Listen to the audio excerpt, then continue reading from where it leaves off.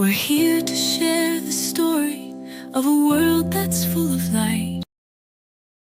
Imagine being just 5 years old, innocent, playful, unaware of the dangers in the world, when suddenly you're pinned down by the very people who should be protecting you. You scream, you struggle, but strong hands hold you still. And then a blade, cold, rusty, unforgiving, no anesthesia, no explanation, just pain. Endless, unforgettable pain. This is not a scene from a horror movie. This is not fiction. This is reality. This is female genital mutilation. Female genital mutilation, or FGM, refers to any procedure that involves the partial or total removal of the external female genitalia or other injury to the female organs for non-medical reasons. It is categorized into 4 types: clitoridectomy, partial or total removal of the clitoris. Type 2, excision, removal of the clitoris and the labia minora. Type 3, infibulation, the most severe form, narrowing the vaginal opening by cutting and sewing the labia. FGM is done without medical necessity, often without anesthesia, and in extremely unsafe conditions. The consequences range from excessive bleeding, infections, complications in childbirth, sexual dysfunction, and even death. And this horror story, it happens every 10 seconds. Yes, you heard me. Every 10 seconds, another girl is mutilated in the name of culture, control, and shame. More than 200 million women and girls globally are living with the scars of FGM. Physical, emotional, psychological. They were caught not because they were sick, not because they needed healing, but because society told their families that their bodies were wrong, wild, and needed to be tamed. Let me take you on a horrifying tour across the African continent. Countries still deep in the grip of this outdated, dehumanizing practice. Somalia, 99% of women aged 15 to 49 have undergone FGM. Guinea, 95%. Djibouti, 93%. Mali, 89%. Sierra Leone, 83%. Egypt, 87%. Eritrea, 83%. Sudan, 87%. Burkina Faso, 76%. Gambia, 87%. And Nigeria, 19.2 million women and girls have been mutilated. 1 in 4 Nigerian women, most before the age of 5. These are not numbers. These are daughters, sisters, friends, real lives, forever altered. Real girls silenced by tradition and betrayed by those who should have been defending them. They call it culture. They call it purity. They call it preparation for marriage. But let's be honest, FGM is not culture. It is cruelty. It is not tradition. It is torture. And it is not a rite of passage. It is a violation. And here's what's even more disturbing. FGM has evolved. Today, it's not just done in remote villages by traditional cultures. It's being done in hospitals by educated medical professionals in sterile rooms with gloves and surgical tools. They call it medicalized FGM, as if putting it in a hospital makes it acceptable. But mutilation is mutilation, no matter where it happens or who performs it. You cannot sanitize a crime. You cannot rebrand abuse. In Nigeria, we have laws, yes we do. The Violence Against Persons Prohibition Act of 2015 criminalizes FGM. Several states have their own laws too. But let me ask you, what is a law without enforcement? What's good is paper if the police demands bribe to file a complaint, if courts delay justice until victims give up. And let's not even pretend that culture bows to law here. In Nigeria, culture often overrules justice. Elders tell victims to keep quiet. Families say, don't bring shame. Communities say, it's our way. And girls, they hide in silence. They suffer while everyone turns away from them. My dad has spoken to survivors. I've watched the video. I've seen the pain in their eyes. Some of them were cut when they were babies, too young to remember, but old enough now to live with the trauma. Others were teenagers, held down by their own mothers and aunts.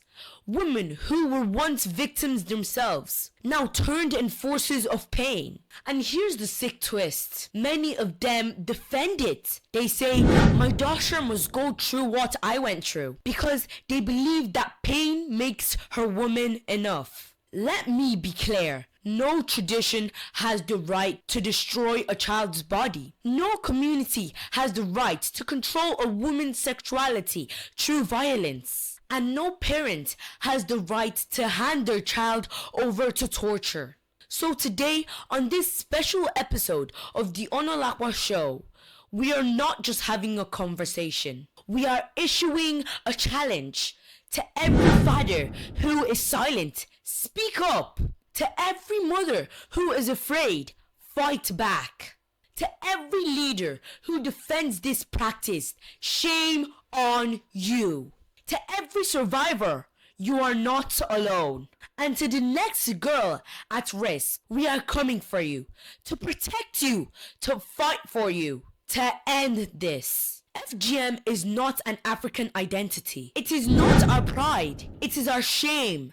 And until we reject it fully, until we denounce it without excuse, we cannot claim to protect our girls. This is not a debate. This is a war on womanhood, and it is time to end it. No girl will be caught on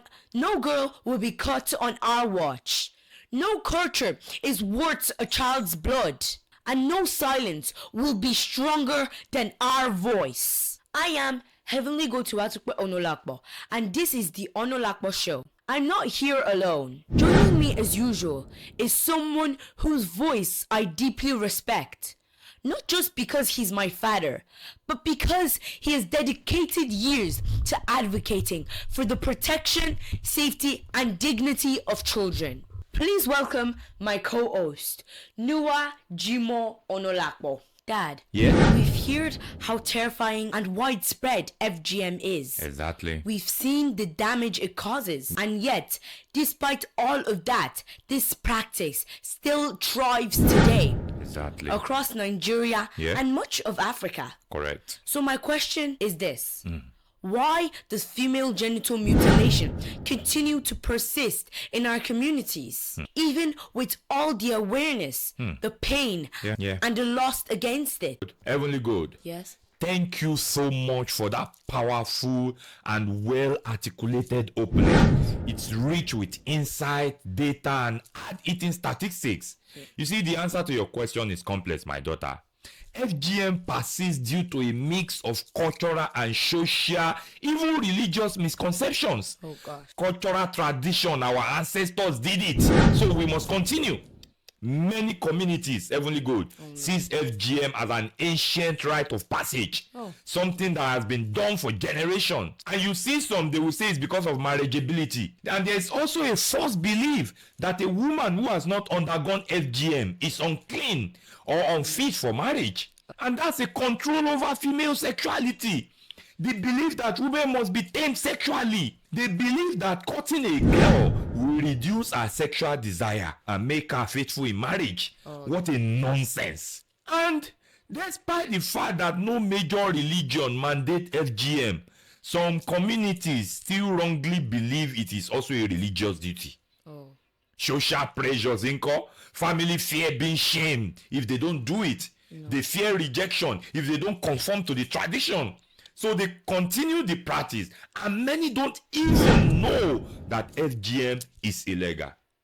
Heavenly God, see, what makes this even more heartbreaking is that this horror isn't just carried out by those who are uneducated in the village or unaware. Some so-called educated individuals, they are still defending and enforcing FGM to date. Even on social media, you think that knowledge and exposure will make them change. But sadly, not always the case.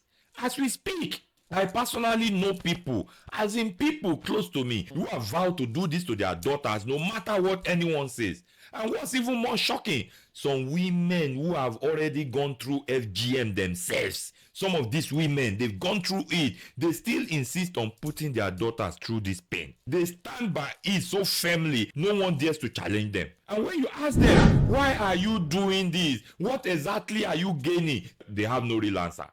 Their justification have no scientific or moral basis.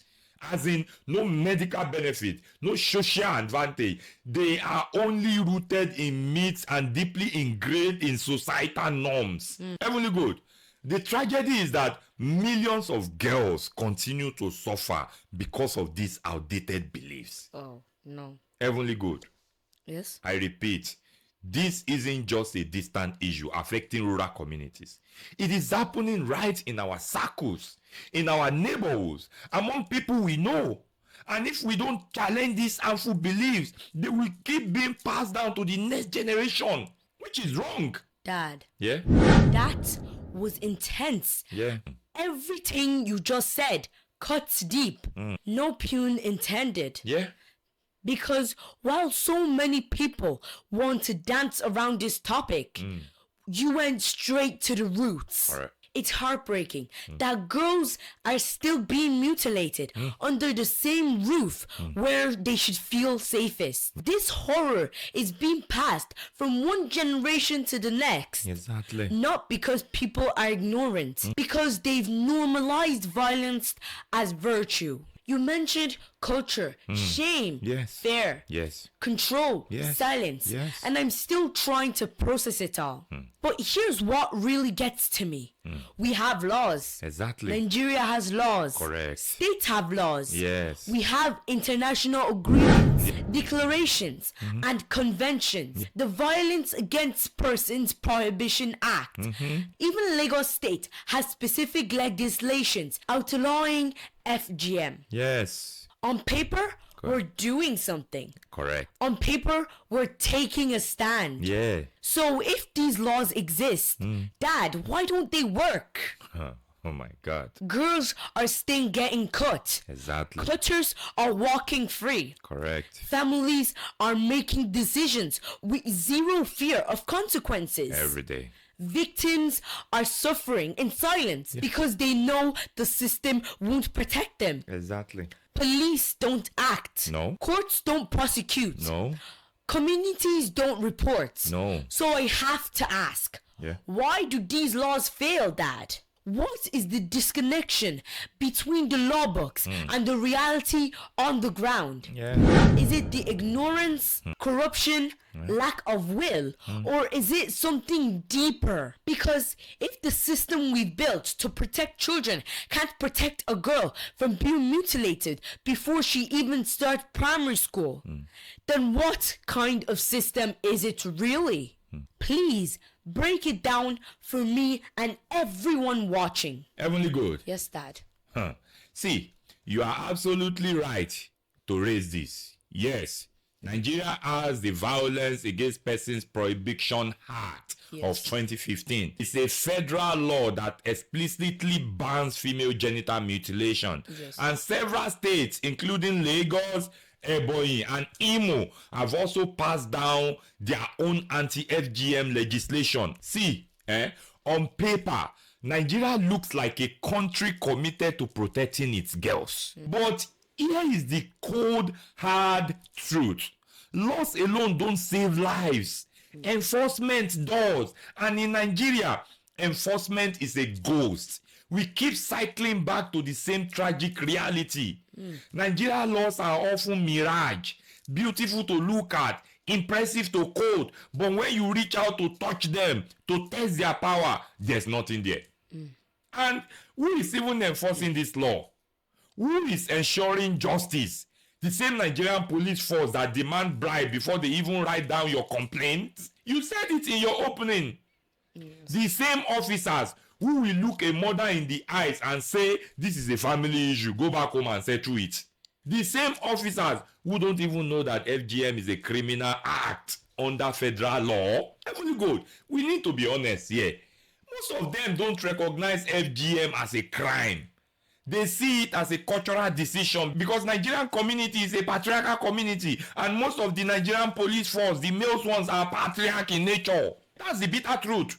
And in Nigeria, culture often tramples the law like a cockroach in the market. So we've created a society where deeply rooted traditions carry more weight than the constitution. No one wants to challenge what the elder says. No one wants to confront the village. No one wants to offend our way of life. And so nothing changes, nothing improves. My daughter, the law becomes nothing more than ink on paper when the very system meant to uphold it are weak, corrupt, or completely indifferent. Let me say it clearly so everybody will understand. The law means nothing if the people implementing it are either ignorant, compromised, or afraid. Heavenly God, let's talk about Nigeria's judicial system in details. Let's stop pretending like we are surprised. The truth is, almost no FGM cases make it to court. I'm not talking about a few, almost zero. You can Google it yourself. You can search the National Human Rights Commission database. You will struggle to find a single high-profile conviction related to FGM in Nigeria. Not because the crimes aren't happening, but because the system has normalized their invisibility. And the international community might assume, well, Nigeria has passed law, they are making progress. But ask yourself, do they know Nigeria better than us? We live there. We see the reality. We know how justice behaves in that country. Slowly, selective, and often only when there's international pressure or media attention. And how many FGM cases we attract media attention in Nigeria? So what do we tell the girl who was caught last week? That there's a law? She doesn't feel protected by a document. She feels pain. She feels betrayal. And the law failed her long before the blade touched her skin. See, if victims don't report because they know nothing will happen, then the system has failed. If community refuse to cooperate because they see FGM as tradition, then the law is ignored. Gosh. And if police laugh off complaint as family matters, then the law is mocked. Oh. So what we have in Nigeria is not enforcement. It's a theater of justice. Yes. It looks like something is happening, but behind the curtain, the silence is deafening. Oh, gosh. And let's talk about fear, Heavenly God. The silent accomplice to this crime. Even when a girl survives FGM and wants to speak up, her own family will become the wall she cannot climb. Why? Because the shame of exposing the family is treated as worse than the crime itself. Because in Nigeria, people care more about family reputation than a child's well-being. So they hush it, they cover it up, and they protect the abuser, not the child. How many mothers have looked away, Heavenly God? How many aunties have held their own nieces down to be caught and told them to forget it and move on? How many grandparents have said, don't disgrace us by talking about this outside? But the real disgrace is this: knowing your own child has been harmed and doing absolutely nothing. Heavenly God, no family name is more important than a child's life. Yes. No cultural expectation should come before a girl's future. And until we shatter this culture of silence, thousands, millions of girls will continue to suffer in the dark. Betrayed not just by strangers, but by their own blood. Heavenly God, let's put fact to all this now. According to UNICEF, 19.2 million Nigerian women and girls have undergone FGM. Of those, about 82% were caught before the age of 5. And only 13 states in Nigeria have effectively implemented the Federal VAP Act. Meanwhile, more than 2 million girls in Nigeria remain at risk of FGM every year. That is what the international community does not know. What do this number tell us, my daughter? Yes. It's telling us that the problem is not legislation. The problem is leadership, enforcement, and willpower. We need to stop pretending, and let's stop blaming tradition as if it's a demon with no face.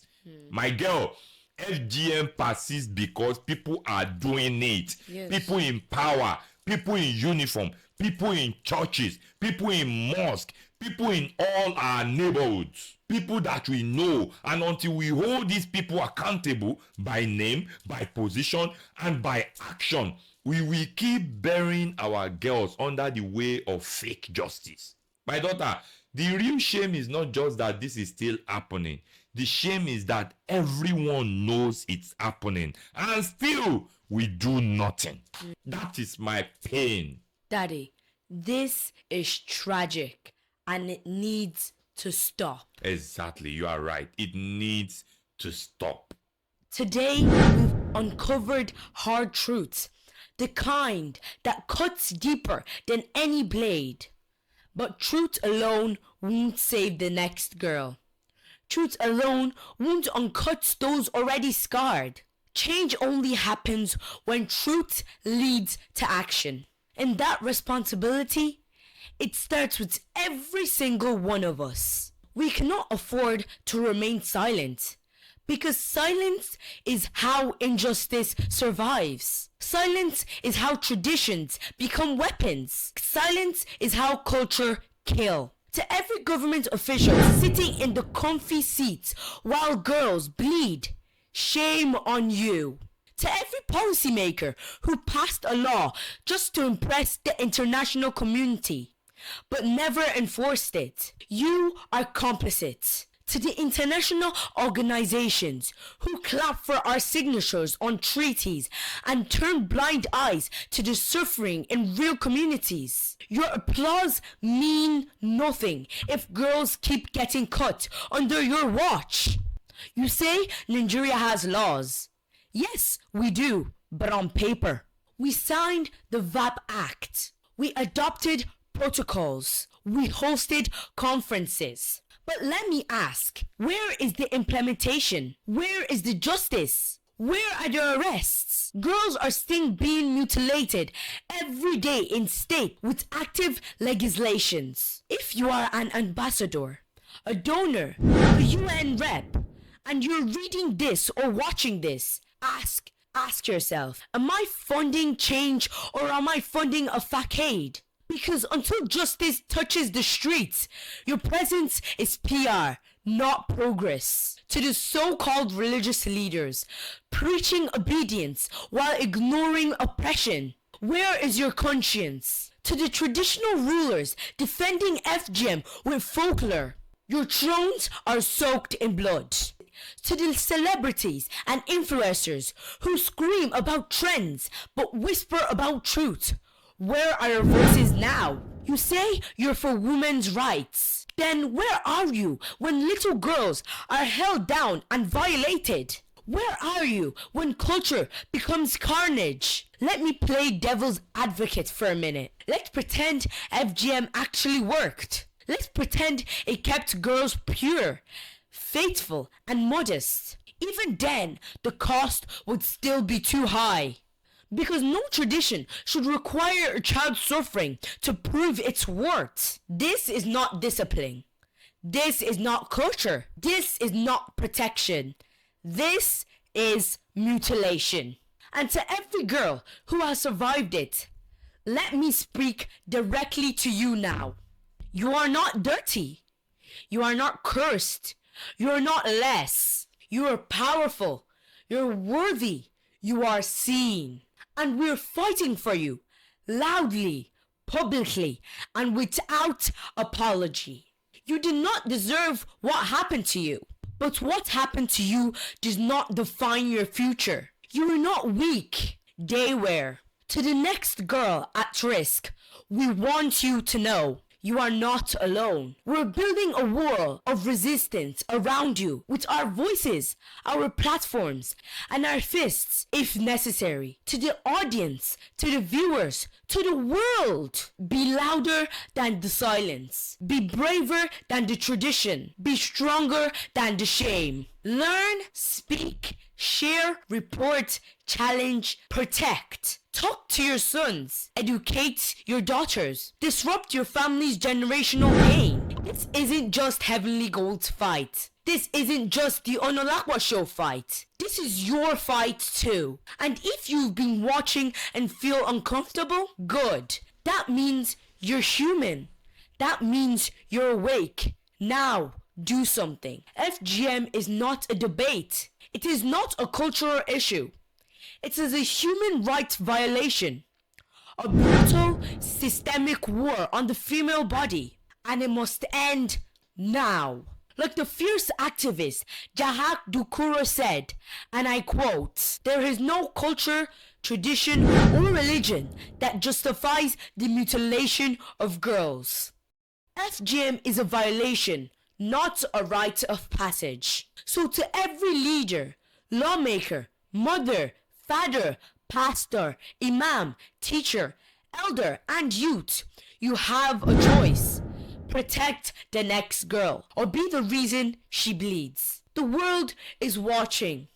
History is listening. We are writing a new chapter, one where girls grow up whole, not armed. This is the Onaolapo Show. I am Heavenly Go-To Atukpe Onaolapo, and with my dad, Noah Jimoh Onaolapo, we are committed to breaking every blade, burning every myth, and building a world where no girl is ever cut again. Thank you for watching.